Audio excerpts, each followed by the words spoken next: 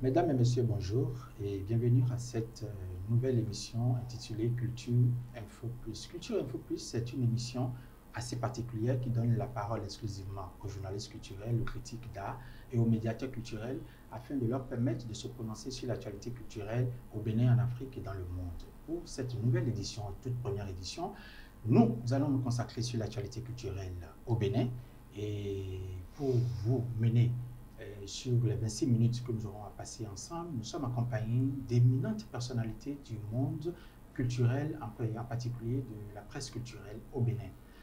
Monsieur Kokou Eklou, vous êtes journaliste culturel, rédacteur en chef du journal gouvernemental La Nation. Merci d'avoir accepté notre invitation. Merci. Monsieur Fortuné Sosa, vous êtes le président de l'Association des journalistes culturels du Bénin et merci d'avoir accepté notre invitation. Merci à vous également. La première question s'adresse à vous, monsieur Fortuné Sosa. Depuis quelques jours, la Direction des arts et du livre a initié une action artistique au profit des acteurs culturels du Bénin. Quelle lecture faites-vous de cette initiative? Oui, merci. Et effectivement, le ministère en charge de la culture, à travers sa direction des arts et du livre, a initié ce projet en faveur des artistes béninois. Ce projet a été initié tout juste pour contenter les artistes béninois par rapport à tout ce qu'ils ont subi comme difficultés de création, difficultés d'obtention de ressources, difficultés au plan social de façon globale au cours de cette longue période de la crise sanitaire de la pandémie Covid-19. Vous savez que depuis le mois de mars, le Bénin a pris un certain nombre de tests, un certain nombre d'actions, a mené un certain nombre d'actions pour contrer pour contrer la vague d'infection à Covid-19 dans le pays. Donc, cela a mené à annuler beaucoup de choses et cela a beaucoup impacté négativement le secteur des arts et de la culture. Donc, les artistes n'avaient plus de podium pour montrer leurs activités. Il n'y a plus. Or, lorsqu'on veut montrer son activité, c'est que cela suscite qu'il y ait une billetterie, cela suscite qu'on va chercher une subvention, etc. Donc, tout ça a été coupé ou totalement ralenti au cours de cette période-là. Et l'État béninois, conscient de la chose, a donc initié à travers le ministère de la Culture ce projet-là pour essayer de contenter les artistes, de leur donner un souffle de vie entre griffes pour la suite, pour cette nouvelle année et dans laquelle nous nous retrouvons. Donc, et un certain nombre d'artistes a été identifié, ils ont soumis des projets et ces projets ont été financés. Ces projets sont en train d'être montrés à divers endroits à travers le pays. C'est dans presque tous les domaines des arts et de la culture, la musique surtout, le théâtre, les arts plastiques, etc. Monsieur Kokou Eklou, Oui. quelle est votre lecture du projet Deux attaques? Je crois que Fortuné a si bien décrit le processus. Tout ce que je tiendrai peut-être à dire, c'est que après les entreprises, après tout ce que le gouvernement a eu à prendre comme mesure pour pallier un tant soit peu les difficultés des entreprises au cours de cette éprouvante période. Je crois que c'est du pain béni pour les artistes de se retrouver également dans la ligne de mire des autorités du pays. C'est à saluer. Et maintenant, à mon niveau, je ne sais pas combien d'acteurs culturels sont touchés par par ce projet. Et si on peut agrandir peut-être cette cohorte pour pouvoir quand même permettre à tous ceux-là qui vivent des arts de la scène, à tous les créateurs qui sont aujourd'hui sevrés de public, de production, si on peut leur permettre également de vivre également de leur art, je pense que le monde des arts se porterait mieux.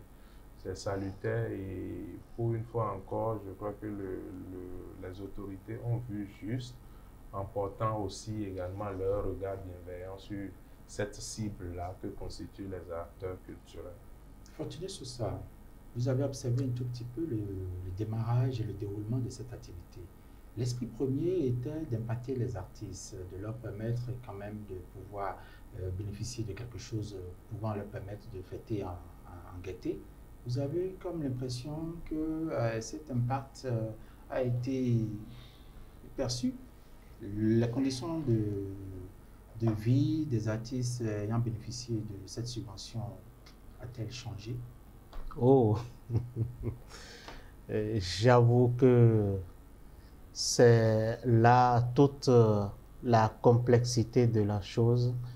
C'est juste des subventions ponctuelles qui ont été accordées aux artistes juste pour, c'est notamment ce que j'ai remarqué, parce que cela a tourné essentiellement entre la mi-décembre et début janvier.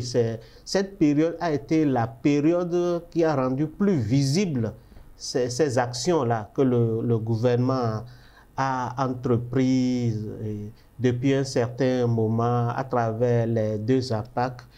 Et ce que je voudrais dire, juste, je ne sais pas de combien chaque acteur bénéficie à travers ce projet.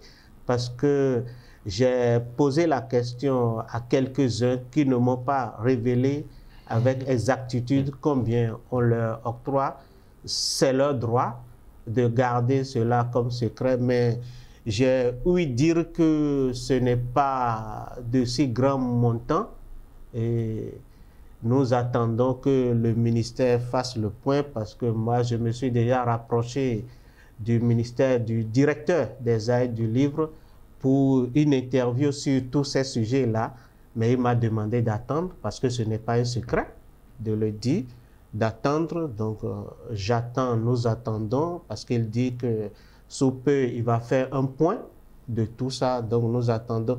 Mais ce qui est vrai, ce qui est réel, ce ne sont pas des montants qui permettent aux acteurs de vivre ou de survivre, je mets ça en grive, dans la durée. C'est-à-dire quoi?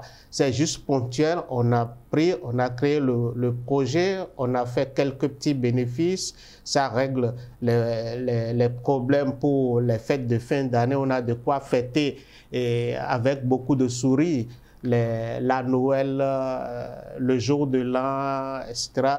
Mais je suis sûr que ceux qui ont reçu cette subvention à la date d'aujourd'hui, je crois que les problèmes quotidiens qu'ils avaient, ils ont déjà repris ces problèmes-là.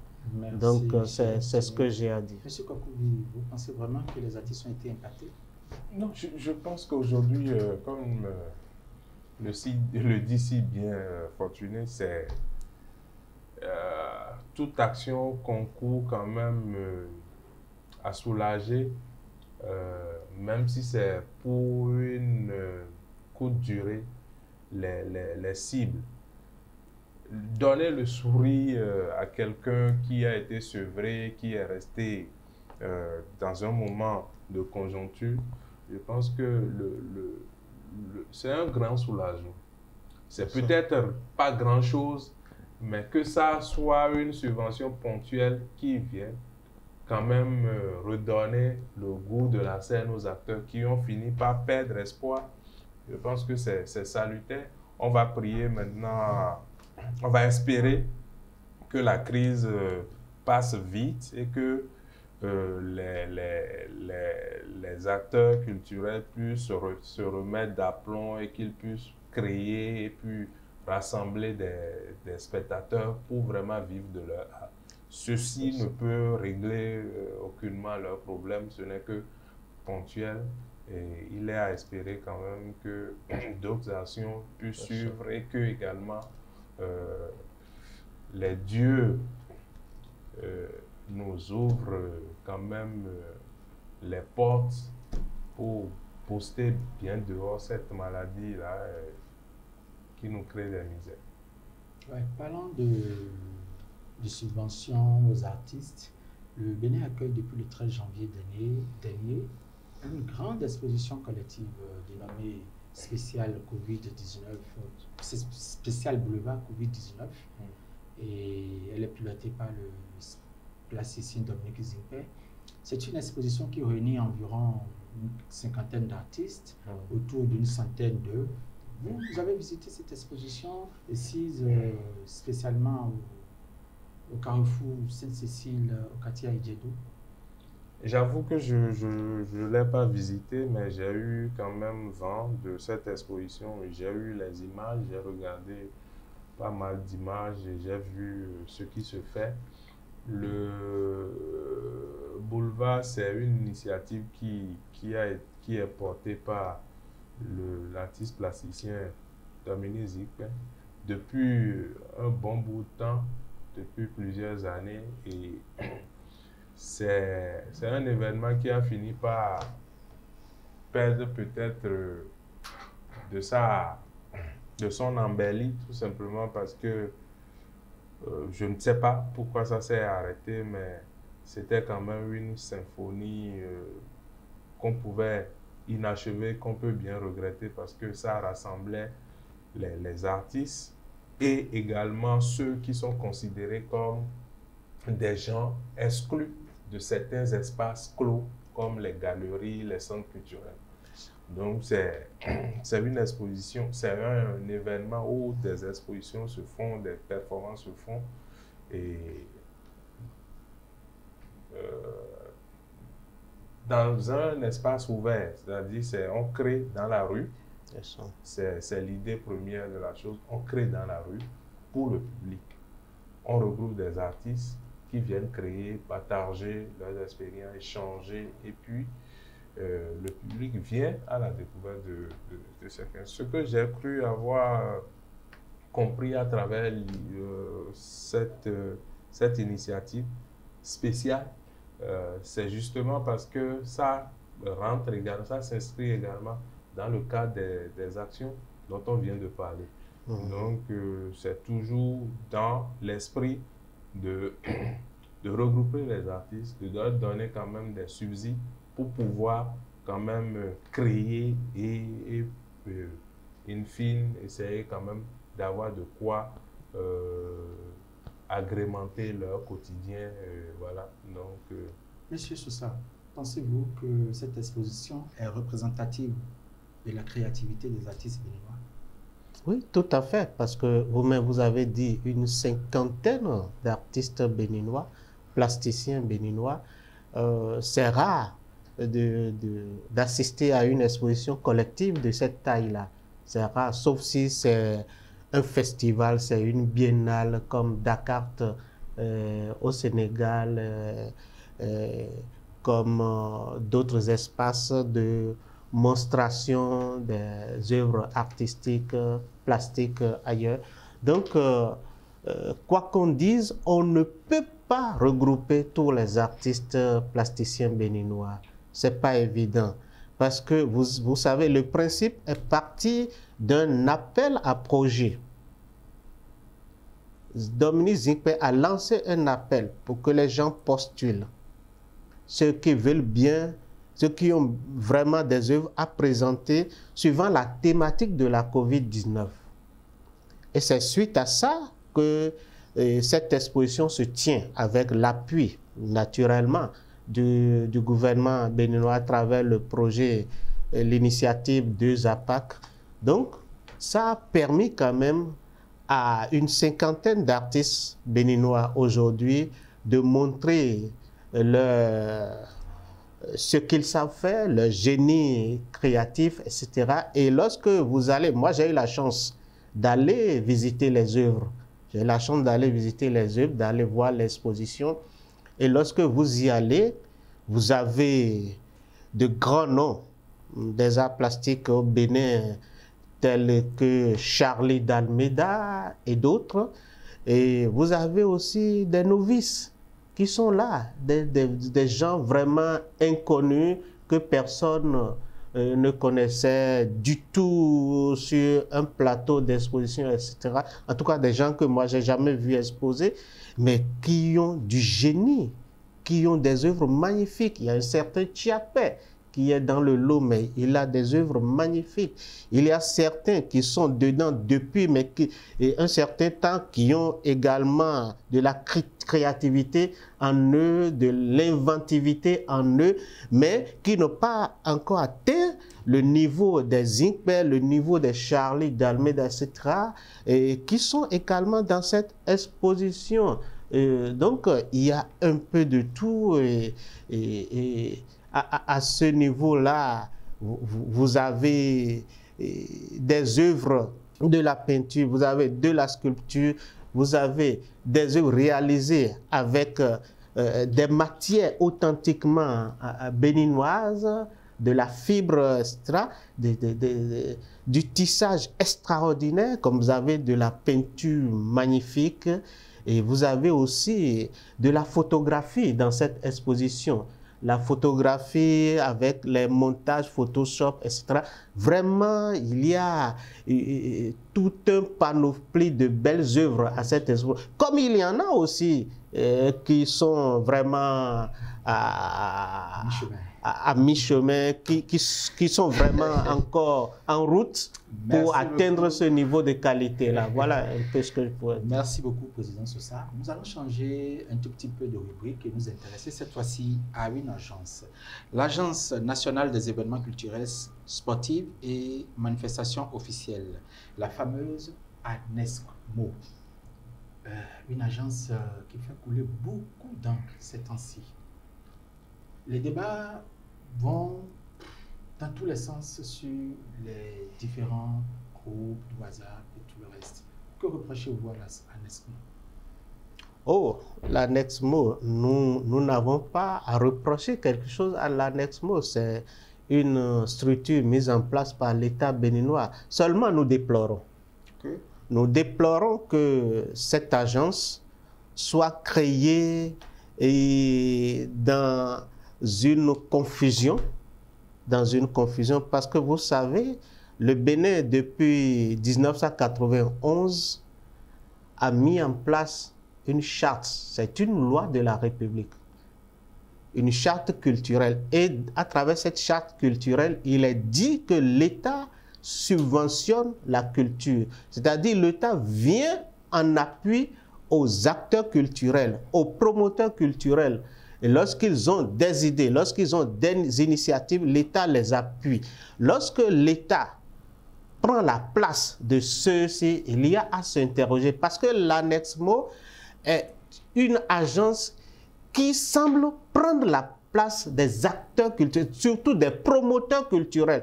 Parce que vous savez, dans ce pays, depuis longtemps, c'est des acteurs qui organisent les événements culturels.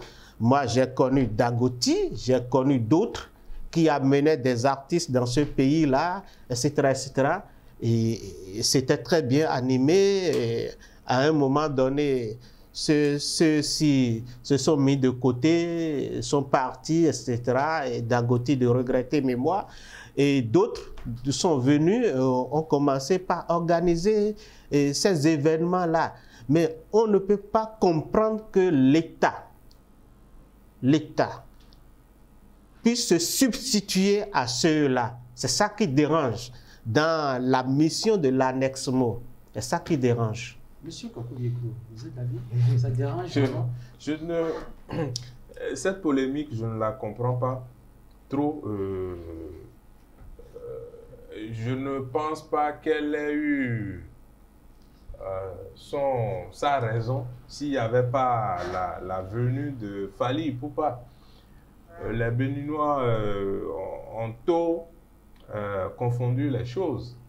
C'est une agence qui a été souvenons-nous, qui a été créé par le gouvernement à la suite d'un certain nombre de constats. Il a été dit quand même qu'il y avait dilapidation des fonds publics à certaines fins. Et c'était pour rationaliser un peu les dépenses publiques que dans l'esprit de ces dirigeants-là, il était question de mettre en place une agence qui s'occupe de certains événements à caractère national qui jadis étaient peut-être dans d'autres mains, allaient dans d'autres mains et qui forcément n'avaient pas la même teneur et la même dimension, la même envergure qu'aurait souhaité peut-être le public ou bien tout citoyen lambda. Donc, on en est arrivé à créer cette association, cette agence, mais la polémique qui a lieu aujourd'hui, c'est par rapport au concert organisé par cette agence et qui devrait faire prester Fally Ipupa. Et des gens ont tôt prêté des intentions aux responsables de cette agence. Il faut voir également au sommet les autorités, parce que Fally a se produit en Côte d'Ivoire. On a dit qu'on l'a payé à 250 millions. Son cachet était de 250 millions de francs CFA. Et voilà, les Béninois se disent, avec autant de sous, s'il vient prendre peut-être 100 millions, avec 100 millions, on aurait pu faire produire peut-être 100 artistes béninois. On pourrait profiter de cette occasion quand même pour nourrir quand même le vivier des artistes. Vous êtes d'avis? Qui aujourd'hui sont sevrés, qui n'ont plus les ressources pour pouvoir vivre décemment. Donc, qu'on fasse appel à quelqu'un, fût-il une star, pour venir égayer les Béninois, c'est ça qui gêne. Bon, moi, mon avis personnellement, je dis toujours, c'est un appel au travail. Je dis, ce n'est que le travail qui paie. Si nos artistes aussi arrivent à se mettre à la dimension de Fally, c'est normal qu'on puisse leur payer autant de cachets. Qu'ils viennent. Ouais, mais c'est pas parce que on a besoin de nourrir nos artistes qu'on ne verra jamais se produire au Bénin Fally Ipupa. La culture, elle est universelle. Que des articles puissent circuler, qu'ils puissent quand même égayer le public et donner du plaisir à nous, qui nous retrouvons aussi. Monsieur Sosa, la présence de Fally Ipupa vous gêne-t-elle? L'officiel est où? On dit des événements à caractère officiel. L'officiel est où là? Si c'est dans le cadre d'un 1er août, dans le cadre d'un événement majeur dans ce pays qu'on amène Fally Ipupa, il n'y a aucun problème. Il n'y a rien. Les 5 et 6 février, là, il y a quoi? Le Bénin organise quoi? Ces deux dates-là sont quoi pour le Bénin? La détente. Absolument rien. Et ce n'est pas les stars qui manquent parmi les artistes béninois. Nous avons des stars. Si c'est stars qu'on veut nous amener là, le Bénin aussi a des stars. Ça ne manque pas. Donc, ce que moi je voudrais dire, c'est ceci. Le moment est inapproprié. Nous venons de sortir d'une situation qui a vraiment dépeint, sur toute cette classe qu'on appelle acteurs culturels, qu'on appelle art et culture, etc. Le moment est très mal choisi. Ce n'est pas Fally Ipupa vienne au Bénin, ce n'est pas le problème. Mais le moment est très mal choisi pour l'amener. Vous auriez préféré que ça se passe quand? J'ai donné des indications tout à l'heure. Nous avons des dates majeures. On a l'agence est là pour organiser des événements qui sont majeurs, mais qui cadrent avec une date clé dans ce pays, ou bien avec un événement clé dans ce pays. Lorsque vous avez envie de lui répondre? Lorsque... Non, je n'ai pas envie de contredire Fortuné, c'est son point de vue, j'ai le mien. Je pense quand même que c'est... Il faut aussi trouver le mécanisme pour faire produire, pour faire prester nos artistes également. Et pourquoi pas oui, j'ai appris également de partager le podium avec Fally. Donc, oui, c'est retenu maintenant. Quand bon, ça a commencé la polémique, j'ai appris qu'il y a un certain nombre d'artistes nationaux qui ont été programmés. Monsieur Fortuné Sosa, votre mot de la fin? Oui, merci. Et je vous encourage à continuer d'initier des plateaux du genre. Ça permet d'échanger, ça permet de mieux toucher les populations, les téléspectateurs par rapport à un certain nombre d'événements cadrant avec l'actualité. Ça permet de mettre la puce à l'oreille également à nos chères populations et je pense que c'est une très belle émission et c'est divertissant mais c'est aussi assez informatif. Merci. Monsieur Kokobi. Je remercie les téléspectateurs pour avoir quand même pris de leur temps pour nous suivre. Je remercie également l'animateur de cette émission ainsi que le promoteur de la chaîne Culture pour avoir quand même pris le risque, parce que je dis que c'est un risque, parce que tout ce qui est culture, c'est pas rentable. Je ne vais pas dire rentable entre griffes. C'est pas comme des beignets que vous amenez au marché qui vous ramènent aussitôt de l'argent. Donc c'est un pari qu'il tient et je pense qu'il est encouragé. Il a déjà fait ses preuves à travers déjà pas mal d'initiatives qui aujourd'hui impactent vivement même le secteur des arts et de la culture. Nous lui souhaitons bon vent. Merci, chers téléspectateurs. Nous n'avons pas eu la prétention d'avoir abordé tous les sujets et nous aurons l'occasion de revenir sur certains sujets assez brûlants dans nos prochaines éditions. Merci d'avoir pris le rendez-vous et bonsoir. Bonsoir.